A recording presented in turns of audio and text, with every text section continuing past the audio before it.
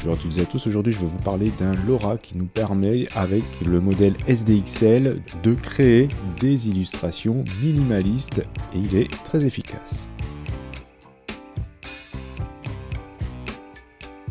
Vous trouverez le lien pour le télécharger dans la description. Donc c'est un LoRa qui fonctionne pour SDXL avec Clip Skip 2. Alors vous le téléchargez, vous cliquez ici, vous l'enregistrez dans le dossier Models LoRa de votre config UI. Donc config UI, vous allez charger un workflow pour SDXL. Vérifiez bien que vous ayez dans le checkpoint SDXL. Vous pouvez charger en plus Clip Set Last Layer en -2. Et ensuite, il vous faut le LoRa. Donc je vais aller chercher modèle Only, donc le nœud qui s'appelle LoRa Loader Model Only. Bien sûr, on refait les liens et on va aller chercher ce LoRa. Alors ça marche bien en monochrome avec des prompts simples. Alors vous pouvez regarder les prompts qu'ils ont utilisés. Ensuite, vous pouvez regarder les autres paramètres. Donc le sampler DPM++ 2M SDE Keras. Donc je vais me mettre SDE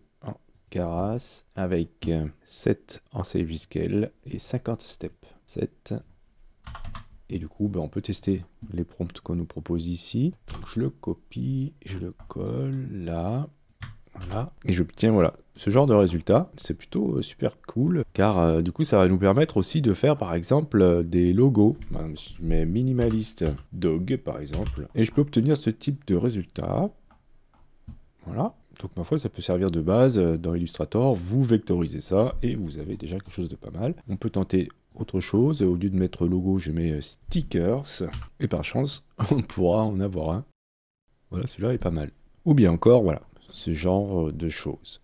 Alors, on peut s'amuser maintenant à utiliser CTRL-NET pour changer notre tête en dessin grâce à ça. Donc je vais aller chercher un CTRL-NET pour SDXL et je vais aller charger un des CTRL-NET récents pour SDXL. Par exemple, le nouveau CTRL-NET Kani que je vous avais montré dans cette vidéo. J'obtiens un truc pas terrible car il va falloir que je fasse des petits réglages. Premier exemple, si j'utilise un de mes portraits avec comme préprocesseur MLSD Lines et comme modèle pour CTRL-NET un des derniers qu'on avait vu qui était Scribble, j'obtiens quelque chose qui ne me ressemble pas du tout, mais en tout cas, ce qui est intéressant, c'est le traitement minimaliste du portrait. Donc ça peut être intéressant dans d'autres occasions. Je vous montre un autre exemple, toujours avec Scribble comme modèle, et HED Soft Edge Lines. J'ai désactivé le mode Safe, j'ai mis une résolution de 1024, et j'ai inversé l'image. Et ça me donne